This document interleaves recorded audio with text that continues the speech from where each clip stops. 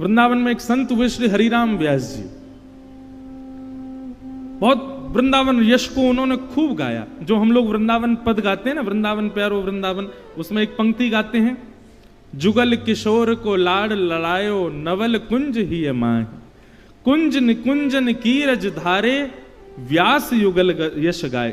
ये वही है हरिराम व्यास जी, इनके ठाकुर जी जुगल किशोर जी। तो हरिराम व्यास जी का एक नियम था, सुबह उठते स्नान ध्यान करके अपने ठाकुर जी की सेवा करते, और सेवा करने के बाद बालकों से कहते भोग लगाना आदि आदि सब करना। खुद क्या करते, वृंदावन में घूमते और बस ये ढूंढते कि कोई वृंदावन से जा तो नहीं रहा है। क्यों? जैसे ही उनको कोई दिख जाता कि वृंदावन से जा रहा है, तो उनकी बस यही योजना रहती, इसको कैसे भी रोको, चाहे एक रात रोको लेकिन इसको रोको। वृंदावन से किसी को जाने नहीं देते थे, यही उनका नियम था। क्या अद्भुत नियम है। तो श्री हरिराम व्यास जी, आप सबको आवाज आ रही है ना मेरी? ठीक से आ रही है? गूंज तो नहीं रही है? ये मैं संकेत दे रहा हूं इनको कि मुझे नहीं आ रही है, ऐसे ही समझ जाओ। तो मैं क्या बता रहा, हाँ, हरिराम व्यास जी, उनका एक ही नियम था, वो ढूंढ ढूंढ के बस यही ढूंढते थे, सबसे कोई मिल जाए आगे उससे पूछते, अच्छा ये कहां से आए? अयोध्या से आए। बोले अच्छा, कब तक हो वृंदावन में? बोले 3 दिन है। कब जाने का विचार है? सोमवार को जाएंगे। तो लिख लेते थे सोमवार को फलाना व्यक्ति जाएगा। कहां रह रहे हो? बोले वहां रह रहे हैं। तो सोमवार को पहुंचे ही जाते वहां पे, और कुछ ना कुछ ऐसा करते, चाहे झूठ बोल करके रोकना पड़े उसको रोकते, ये जाए ना। और 1 दिन 2 दिन 4 दिन जितना उसको रोक सकते थे। आदमी जब पूर्ण तरह ऐसा हो जाता था कि बस अब प्राण ही निकल जाएंगे, तो उससे यही कह देते, बोले इससे बढ़िया क्या होगा, वृंदावन में ही प्राण त्याग दे। कहां जाएगा बाहर, यहीं रह जा वृंदावन में। हमारे वृंदावन शतक में कहते हैं, भ्रातः तिष्ठ टले टले विटपिनाम ग्रामेषु भिक्षामटः स्वच्छंदम पिबयामुनम जलमलम चीराणि कंथाम कुरु सम्मानम कलयाति घोर गरलम नीचपुमानम क्षुधा श्री राधा मुरली रवो ब्रज सखे वृंदावनम मात्यज। वृंदावन शतक कहता है, चाहे कुछ हो जाए वृंदावन को मत छोड़ो कभी। आप कहोगे महाराज जी उल्लासनगर में हमारे घर हैं, बंगले हैं, व्यापार है, और आप कह रहे हो वृंदावन मत छोड़ो। भाई देखो, तन तो दुनिया भी छोड़ देगा, तन की बात ही नहीं होती। इस व्यास मंच से तन के लिए कोई बात नहीं होती है। यहां सारी बातें मन की हो रही हैं। तन से भले ही हमारा वृंदावन छूटे, पर मन से कभी ना छूटे। मन सदा वृंदावन में रहे, ये बात कही जा रही है। आप सदा उल्लासनगर में रहो, बंबई में रहो, कहीं रहो, पर मन में एक नहीं, पूरा स्थान वृंदावन को दो, और जो थोड़ी बहुत जगह बची हो वहां पे उल्लासनगर, बंबई आदि वो सब चीजों को बैठाओ। ज्यादा स्पेस वृंदावन को देके रखा करो मन में। मैं भी हरिराम व्यास जी की तरह हो रहा हूं। जितना ज्यादा हो सके सब वृंदावन में ही रहो, मन से रहो। तो श्री हरिराम व्यास जी ने एक बार क्या किया, एक महात्मा आए कहीं से वृंदावन, और हरिराम व्यास जी की कुटिया में आ गए। हरिराम व्यास जी ने उनको भोजन प्रसाद पवाया। महाराज जी ने अपने ठाकुर जी शालिग्राम जी दिए, बोले बाबा हमारे ठाकुर जी इनको धल लो। हरिराम व्यास जी ने उनको जुगल किशोर जी के पास विराजमान कर दिया। हरिराम व्यास जी ने पूछा जाओगे कब वापस? बोले मैं तो 4 दिन बाद चला जाऊंगा। बोले अरे राम राम राम राम, कर्म फूटते हैं तब वृंदावन छोड़ के जाता है कोई। अरे वृंदावन क्यों छोड़ना? वृंदावन आने का मतलब श्री जी ने पकड़ के बुलाया है। अब श्री जी तो कभी नहीं चाहेंगे कि तुम हाथ छुड़ा के जाओ, तुम्हारी ही ज्यादा इच्छा हो रही है, इसलिए श्री जी का हाथ छुड़ा के जा रहे हो। कितने बड़े अपराधी हो, श्री जी का हाथ छोड़ के जा रहे हो। 4 दिन बाद वो महात्मा कहने लगा मेरे ठाकुर जी दे दो, मुझे जाना है। हरिराम व्यास जी बोले अरे भैया यहीं रुक जा। कहां जाएगा? नहीं नहीं नहीं मुझे जाना है। तो हरिराम व्यास जी 1-2 दिन तो ऐसे ही निकाल दिए कि ठाकुर जी मिल नहीं रहे। अरे पता नहीं तुम्हारे ठाकुर जी कहां चले गए। अरे नहीं नहीं, आज मुहूर्त अच्छा नहीं, आज मत जाओ, कल चले जाना। पर अगले दिन बोले अरे अरे आज तो जुगल किशोर जी का उत्सव है, जबकि कोई उत्सव नहीं होता था, जबरदस्ती उत्सव रख लेते थे। आज तो उत्सव है, आज तो तुम जा ही नहीं सकते। अगले दिन कहते, अब रात भर हरिराम व्यास जी सोचते कल चला जाएगा, कल क्या करूं कि रुक जाए। दूसरे दिन संतों को निमंत्रण दिया, तो बोल आज तो संतों का भोजन है हमारे, आज कैसे चले जाओगे तुम, मैं अकेला थोड़ी परोसूंगा, चलो परोसवाओ मेरे साथ। ऐसे कर करके 10 दिन बेचारे को रोक लिया। अब वो व्यक्ति सोचे मैं कैसे भागूं यहां से। हरिराम व्यास जी की योजना यही लगी रहती, इसी में ही धन खर्च कर देते कि कोई वृंदावन छोड़ के ना जाए। व्यक्ति पीछे पड़ गया, बोले मुझे जाने दो, मुझे जाना है, मेरे बहुत काम है आगे। हरिराम व्यास जी बोले तुम ऐसे नहीं मानोगे, सारे हमने तरीके अपना लिए, फिर भी वृंदावन नहीं रोक रहे हो, ठीक है चले जाओ, चलो क्या करना है। बोले मेरे ठाकुर जी दे दो। तो जुगल किशोर जी के पास में ठाकुर जी उनके शालिग्राम जी रखे थे डिब्बा में, तो शालिग्राम जी तो नीचे धर दिए, खाली डिब्बा में एक चिड़िया का बच्चा पकड़ करके बंद करके दे दिया। बोले लो ले जाओ अपने ठाकुर जी। और उसको लगा कि ठाकुर जी मिल गए। सुनो, जाते जाते जमुना जी स्नान करके जाना और ठाकुर जी को भी स्नान करा देना। तो ठीक है, जमुना जी गया, जैसे ही जमुना जी में स्नान किया, बोले अरे ठाकुर जी को स्नान कराऊं। डिब्बा खोला ठाकुर जी का, सोई वहां में से तो चिड़िया उड़ करके भाग गई। अब वो मन में क्या सोचे, ओहो ठाकुर जी उड़ करके चले गए। हरिराम व्यास जी कह रहे थे वृंदावन छोड़ करके मत जाओ, मैंने तो उनकी बात मानी नहीं, पर उन्होंने ठाकुर जी को वृंदावन का चस्का लगा दिया। और वृंदावन देखो, वृंदावन से जाने की बात सुनते ठाकुर जी उड़ के चले गए। रोते रोते हरिराम व्यास जी के पास गए, बोले मेरे ठाकुर जी उड़ गए आकाश में। हरिराम व्यास जी बोले रुक जाओ, मैं अभी देखता हूं। अंदर वहीं रखे थे ठाकुर जी, दिए कहां थे, पीछे छुपा दिए थे ठाकुर जी के। भीतर गए और भीतर जाकर के जुगल किशोर जी के पीछे हाथ ऐसे किया और ये रहे तुम्हारे ठाकुर, देखो उड़ करके यहां आके बैठ गए। अब भैया तुम वृंदावन छोड़ के मत जाओ, तुम्हारे ठाकुर जी जाना नहीं चाहते। और उस व्यक्ति को अखंड ब्रजवासी बना दिया। हरिराम व्यास जी खुश हो जाते, मिशन सक्सेसफुल। उनका एक ही मिशन है कि सब वृंदावन में बस जाओ। हरिराम व्यास जी का एक बहुत सुंदर पद है, हरि हम कब होंगे ब्रजवासी, हरि हम कब होंगे ब्रजवासी, हरि हम कब होंगे ब्रजवासी। ने गावे को मन करे ऐसा तो कर दो। हे ठाकुर नंद किशोर हमारे, ठाकुर नंद किशोर, ठाकुर नंद किशोर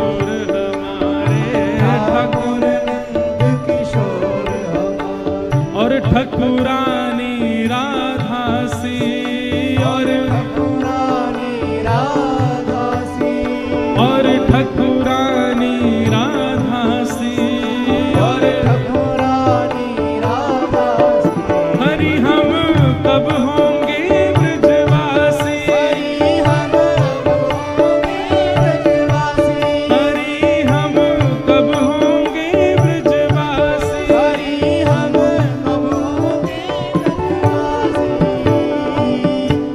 कल गाएंगे पूरा, थोड़ा और अच्छा हो जाएगा माइक। ठाकुर नंद किशोर हमारे, ठकुरानी राधासी, अरे हम कब होंगे ब्रजवासी। तो भैया वृंदावन हर वर्ष आ रहा है आपके उल्लासनगर में, आप भी वृंदावन हर वर्ष जाओ, लेकिन वृंदावन की एक रीति निभाओ। तन से वापस आ जाओ पर मन से कभी मत आओ। मन से नित्य वृंदावन को याद करो, नित्य वृंदावन का स्मरण करो, नित्य वृंदावन को अपने चित्त में विराजमान रखो। अभी मेरी भोपाल में कथा पूरी हुई परसों, तो वहां एक माता जी ने मुझको निमंत्रण दिया, बोले महाराज जी मेरे घर आओ। मैंने कहा मैया मैं अब कहीं नहीं जाता, किसी के घर नहीं जा पाता, व्यस्त इतनी पूरे दिन व्यस्तता हो जाती, लोग बाग वहीं इतने आ जाते जहां रुकते हैं, कहां जाएं। तो उन्होंने मुझको एक बात कही, वो मुझे बड़ी भाई। बोले आप मेरे घर आओगे ना तो आपको ऐसा लगेगा आप वृंदावन आ गए हो। मैंने कहा अच्छा। बोले हाँ, मैं चैलेंज दे के बोल रही हूं, यदि आपको नहीं लगे ऐसा कि आप वृंदावन आए हो तो मुझसे कहना। अब कितनी, देखो भक्ति में भी थोड़ी बहुत चतुराई होनी चाहिए, थोड़ी बहुत चतुरता होनी। अब वो मैया कह रही एक बार आके देखो तो सही आपको, अगर आप नहीं भूल जाओ कि आप वृंदावन में हो तो कहना। मैंने कहा मैया तुम्हारी चतुराई कितनी बढ़िया है, तुम इसी रूप में ही मुझको घर बुला रही हो कि घर आके देख तो जाओ कि वृंदावन जैसा है कि नहीं, वृंदावन जैसा अनुभव हो रहा है कि नहीं। जा तो नहीं पाया मैया के यहां, लेकिन वचन दे के आया अगली बार आऊंगा तो जाऊंगा। और वो बार बार यही कहती नहीं, वृंदावन जैसा लगेगा, ऐसा लगेगा वृंदावन आ गए हो, ऐसा लगेगा। मैंने ऐसा, इसका मतलब क्या है, वृंदावन बंधुओं अचल स्थान नहीं है। वृंदावन सब जगह भ्रमण करता रहता है। बस कुछ कुछ स्थानों की आवश्यकता है, कुछ भावों की आवश्यकता है, वो भाव प्रकट कर दो, वृंदावन अपने आप आपके पास आ जाएगा। सबसे पहला वृंदावन के लिए चाहिए प्रेम प्रकट करो चित्त में। आप अपने चित्त में प्रेम की नदी बहाने लग जाओ, वृंदावन अपने आप खिंचेगा। प्रेम। दूसरी बात, वृंदावन यदि आप चाहते हैं कि आपके चित्त में आवे, तो वृंदावन को अपने चित्त में बुलाने के लिए वैष्णव सेवा प्रारंभ कर दो। ठाकुर जी की सेवा इतनी बड़ी नहीं है, ठाकुर जी की सेवा इतनी बड़ी बात भी नहीं है। बड़ी बात है किसी वैष्णव की सेवा, बड़ी बात है किसी संत की सेवा, बड़ी बात है किसी भक्त की सेवा, बड़ी बात है गुरु सेवा। ठाकुर जी को तो कैसी भी रोटी खवा दो, कैसे वो चावल खवाए दो, कैसे वो सब्जी खवाए दो, बच्चा चुपचाप खा लेंगे। संत के सामने तो संत तो बोल देगा, टोक देगा आपको, ये उचित नहीं बना है, ये ठीक नहीं बना है, ये ऐसे नहीं बनाना है, ये ऐसे नहीं करना है। उसकी सेवा कठिन होती। तो वृंदावन चित्त में आए उसके लिए सबसे पहले प्रेम चित्त में प्रकट करो। वृंदावन चित्त में आए उसके लिए दूसरा भाव वैष्णव सेवा प्रारंभ करो। वृंदावन चित्त में आए उसके लिए तीसरा भाव श्री किशोरी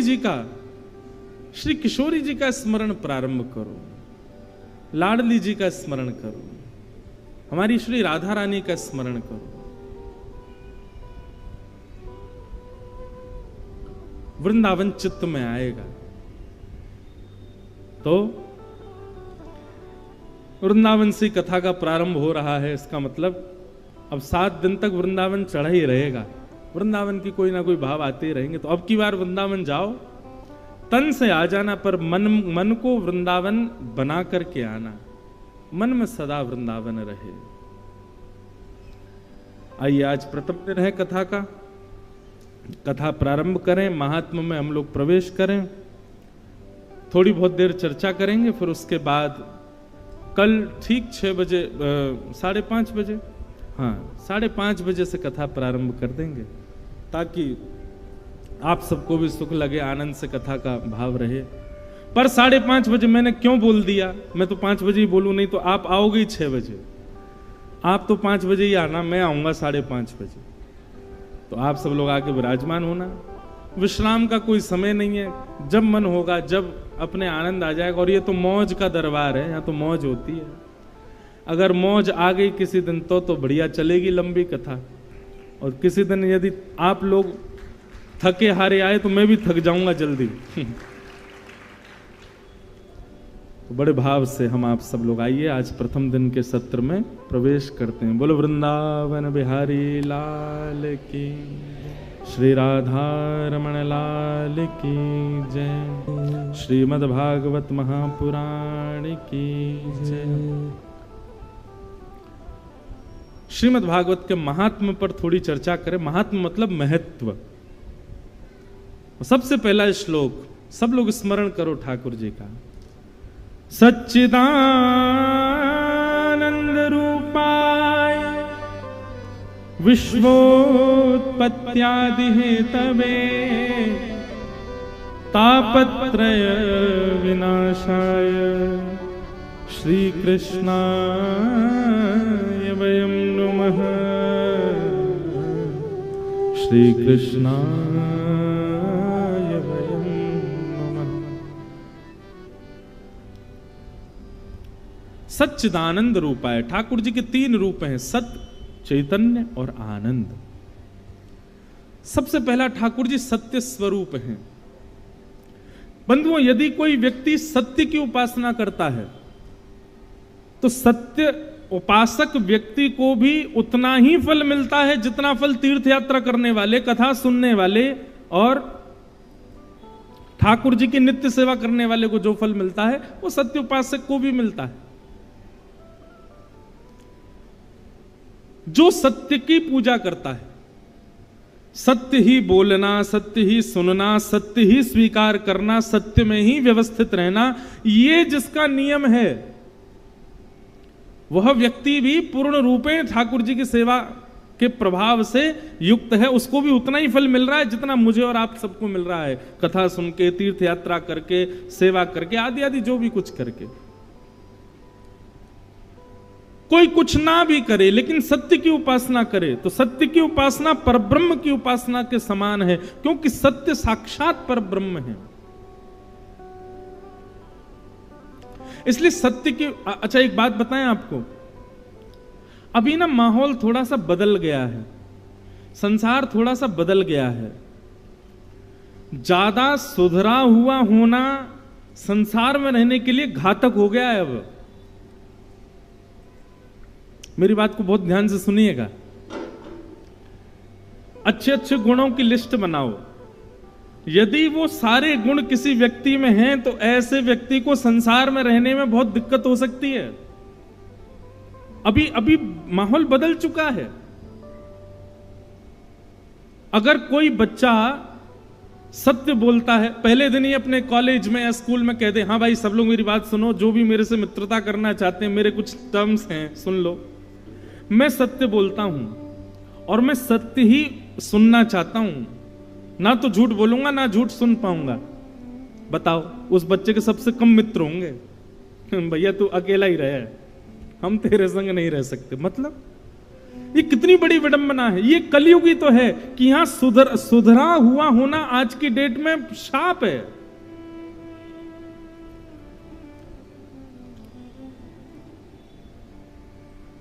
किसी परिवार में विवाह हो रहा हो बेटा का या बेटी का,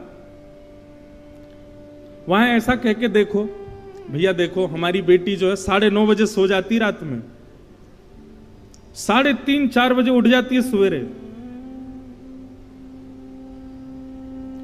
बाकी की चीजें बोलो मत बोलो, लेकिन लड़का वाले सुनो, इनको कोई और ही ब्याह कर ले, हम तो नहीं कर पाएंगे। 9:30 बजे सोएगी।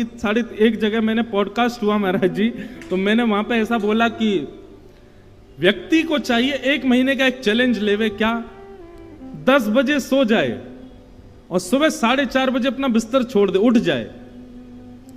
1 महीने तक ये नियम का पालन कर ले कोई व्यक्ति, तो 31वें दिन उसको अपने आप अनुभव होगा कि उसकी विचारधारा शुद्ध होने लग जाएगी, उसके निर्णय शुद्ध होने लग जाएंगे, वो जो सोचेगा वो उत्तम होने लग जाएगा। आपको पता है ये जो वीडियो थी इस पर कमेंट्स क्या थे? महाराज जी आप कहते रहो 4 बजे उठ के करेंगे क्या? 4 बजे से लेकर 9 बजे तक हम करेंगे क्या? अभी हम 9 बजे उठते हैं, 9 बजे के बाद का हमको रूटीन पता है कि हमको क्या करना है, पर आप कह रहे हो 4 बजे उठो, 4 से 9 तक क्या करें? मैं उस समय सिर पकड़ के बैठा, मैं सच में घोर कलयुग आ गया है। आदमी को यह बताना पड़ेगा कि 4 बजे उठ के करना क्या है। खैर सुनो, उल्लासनगर की तो रीति ही अलग है, यहां तो रात की दुनिया। आप लोगों के लिए नहीं है ये बात। आप लोग अपने ऊपर लागू मत कीजिएगा इसको। एक व्यक्ति मुझे मिले उल्लासनगर के पिछले वर्ष, वो बोले महाराज जी हम आपकी अकिंचन कथा सुनते। अकिंचन कथा शुरू होती है सुबह 4:30 बजे, तो बोले हम आपकी अकिंचन कथा सुनते। मैंने कहा अच्छा, और महाराज जी हम उसी समय सुनते थे जब आप लाइव में बैठते थे, 4:30 बजे आप बैठते कथा करने, हम तभी सुनते थे।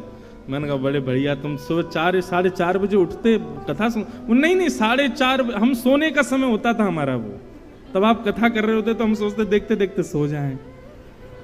जय हो। उल्लासनगर के लिए नहीं है ये बात, यहां तो सारी जगह सूर्य की वंदना है या चंद्रमा की वंदना होती है। चंद्रमा भी तो कहे कि मुझे भी तो पूजो। लो, और यहां आने के बाद हमारी स्थिति भी आप जैसी हो जाती है। यहां आने के बाद मुझे भी नींद 4 बजे से पहले नहीं आती है। पता नहीं क्या है, यहां की हवा ही। आप लोगों का दोष बिल्कुल नहीं है, यहां की हवा में कुछ है। मैं आप लोगों को कुछ नहीं कह रहा हूं,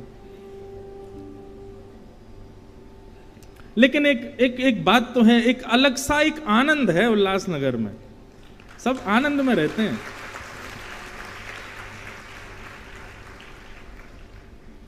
खूब मस्ती सी में रहते हैं, मतलब ज्यादा टेंशन नहीं लेते दिमाग पे, और ये अच्छा है।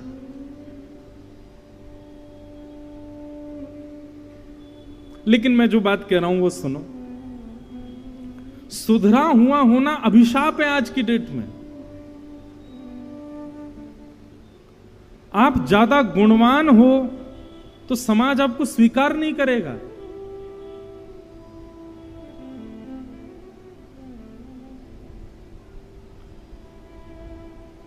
कई लोग तो इस भय से हमारे संग नहीं आ रहे हैं कि इनके संग गए जल्दी उठना पड़ेगा, जल्दी सोना पड़ेगा, सीमित खाना पड़ेगा, मनचाहा कुछ खा नहीं सकते। अभी नासिक में कथा थी महाराज जी मेरी, तो हमारी टीम के कुछ लोग तो इसीलिए ही नहीं गए कि वहां नियम बहुत हैं। नियम कैसे करेंगे? सुबह 3:30 बजे उठ के गंगा जी नहाओ, पूरे दिन मौन रहो, मध्याह्न में फिर कूद जाओ, फिर कथा सुनो, सिले हुए वस्त्र नहीं पहनने, एक समय भोजन, वो भी सामान्य सात्विक भोजन। तो मतलब आज की डेट में क्या हो गया है कि बाउंड्रीज होना, नियम होना, स्वच्छ होना, पवित्र होना, सुंदर होना, व्यवहार से, स्वभाव से, बुद्धि से, वो स्वीकार नहीं करते संसार के लोग उसको। यही तो कलयुग है। ऐसे में क्या करें? इसका एक उपाय सुनिए। अगर आप में ताकत हो तो संसार की परवाह मत करो, अपने नियमों का पालन करो। आपको किसी से कोई मतलब नहीं होना चाहिए। आज हमने कीर्तन की शुरुआत इसी भाव से तो की। कोई भला कहे या बुरा कहे, हमें काम न दुनियादारी से। हमें दुनियादारी से मतलब नहीं। पहला उपाय तो यह है कि आपको किसी से कोई मतलब ही नहीं, फर्क ही नहीं पड़ता, बोलते रहो, हम तो शुद्ध ही रहेंगे, हम तो पवित्र ही रहेंगे, हम तो जल्दी सोएंगे, जल्दी उठेंगे, सत्य बोलेंगे, सत्य सुनेंगे, ऐसा ऐसा हमारा नियम। और यदि फर्क पड़ता है, आपको लगता है कि भाई मेरी वजह से इतने लोग परेशान हो जाते हैं,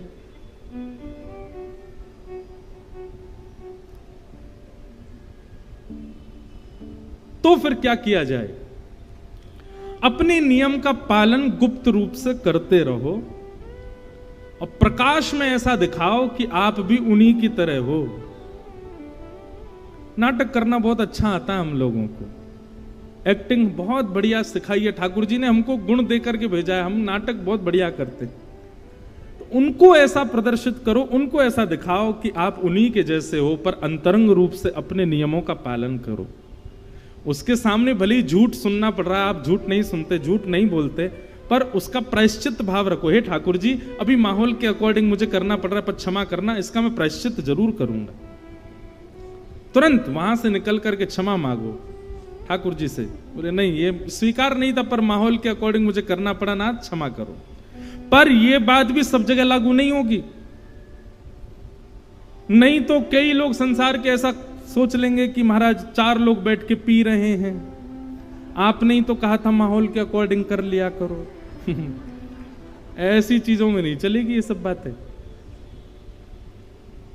कुछ सामान्य स्तरीय स्थानों पर, जैसे कि आजकल ऐसा हो गया है कि ज्यादा आप सेवा करो ठाकुर जी की, घर वाले चिक चिक करते रहते हैं, ये भी विडंबना है। देखो, क्या मुझे कभी कभी बोलने में लगता तो बुरा है, पर क्या करूं, कुछ तो निदान बताना पड़ेगा ना। बच्चा खाए पिए दूषित हो जाए, उससे माता पिता को चिंता नहीं है। बच्चा भक्त हो गया, इससे चिंता हो गई माता को। हमारे बच्चे भक्त हो गए महाराज जी, हमारे बच्चे भक्ति करते, कथा सुनते हैं, कैसे काम चलेगा आगे। अरे इस बात की चिंता नहीं है कि वो पीता है, इस बात की चिंता नहीं है कि वो खाता है, इस बात की चिंता नहीं है कि वो गलत लोगों की संगति करता है, इस बात की चिंता हो रही है कि वो भक्त हो गया है। ये कलयुग नहीं है तो क्या है? तो भैया ऐसी स्थिति में कुछ सामान्य स्तरीय बातें जो है, जैसे घर में सेवा करो तो ठाकुर जी की घर वालों को दिक्कत होती तो वहां पे फिर नाटक करो, थोड़ी बहुत सेवा करके बाकी मन से सेवा कर लो। जहां पर लगे कि संसार आपको स्वीकार नहीं कर रहा, वहां पर अंतर्मुखी हो जाओ, मानसिक हो जाओ। और ये मत कहिएगा मानसिक होना नहीं आता, सबको आता है मानसिक होना। आप जब किसी वस्तु को नहीं ग्रहण कर पाते तो आप मन से उस वस्तु का सेवन करते हो। किसी व्यक्ति को प्रेम करते हो, अब सीधे तो बोल नहीं पा रहे कि हम तुझसे प्रेम करते हैं, तो मन ही मन तो सब भाव रखते हो ना। तो मन से होना, मानसिक होना सबको आता है। कुछ खाने की इच्छा है लेकिन नहीं खा सकते तो मन से हम विचार कर लेते हैं। अब विदेश जाने की इच्छा है, वीजा नहीं मिल रहा तो मन से तो घूमे ही आते हैं ना, इंटरनेट पे देख देख के, ओहो ऐसा है ऐसा है ऐसा है। तो मन हमारा सब करने में सक्षम है, बस इसी मन को संसार की जगह ठाकुर जी की सेवा में लगा लो। यही हो जाएगा आपकी अंतर्निष्ठ भक्ति, अंतर्मुखी भक्ति। उससे फिर किसी को दिक्कत नहीं होगी। तो नियमों का पालन, सेवा का पालन, भाव का पालन मानसिक स्थिति में करो, मन से करो, प्रकट मत करो उसको। तो भगवान का प्रथम स्वरूप क्या है? सत्य। यदि कोई व्यक्ति सत्य का उपासक है तो सत्य की उपासना करने वाला साक्षात ठाकुर जी के उपासक के समान माना जाएगा। दूसरा रूप बताया गया ठाकुर जी का चैतन्य। ठाकुर जी चैतन्य है, ठाकुर जी जड़ नहीं है, ठाकुर जी चैतन्य है। ठाकुर जी के प्रति चैतन्य भाव रखना, यह चैतन्य भाव प्रकट होना मात्र आपके जप तप नियम साधन अनुष्ठान आदि इन सब का फल आपको उसी समय मिल जाता है जिस समय आप ठाकुर जी को चैतन्य मान लेते हो। चैतन्य मतलब समझ रहे हैं ना? जड़ और चैतन्य दो होते हैं। जड़ मतलब कि ये पत्थर हैं, ये धातु हैं, ये अष्ट धातु हैं, ये पीतल के हैं, तांबे के हैं, सोने के हैं, चांदी के हैं, पत्थर के हैं, मार्बल के हैं। ये हो गई जड़ वस्तु, जड़ भाव ठाकुर जी के प्रति। और ये भाव उत्पन्न हो जाए, नहीं नहीं ये तो साक्षात चैतन्य है। उनके प्रति धातु की भावना नहीं है, उनके प्रति चैतन्य भावना है। ठाकुर जी के मंदिर में एसी लगवा दिया, क्यों लगवाया? उनको भी गर्मी लग जाती होगी। सर्दी के समय ठाकुर जी को ऊनी वस्त्र पहना दी, क्यों? उनको सर्दी लगती होगी। अभी गर्मियों का मौसम आ गया तो ठाकुर जी को भोजन में वो वस्तु दी जा रही है जिस वस्तु से ठाकुर जी को शीतलता का अनुभव हो। अभी 23 तारीख को, 23 जून को स्नान पूर्णिमा, उस दिन ठाकुर जी खूब जोर से नहाते हैं और उस दिन वस्त्र भी ठाकुर जी गीले ही पहनते हैं, इतनी गर्मी होती है। तो ये अगर जड़ वस्तु मानेंगे तो ये सेवा कभी नहीं हो सकती। आप चैतन्य मानते हो इसीलिए ये सेवा अर्पित कर पाते हो। तो जप की आवश्यकता नहीं, तप की आवश्यकता नहीं, अनुष्ठान की आवश्यकता नहीं, आदि आदि पुण्यों की आवश्यकता नहीं है। आप केवल ठाकुर जी को चैतन्य मानना प्रारंभ कर दो। ये साक्षात चैतन्य है। चैतन्य बुद्धि आते ही आपको सारे जप तप नियमों का फल अपने आप प्राप्त हो जाएगा। आप उनको चैतन्य मानते हो, जड़ नहीं मानते।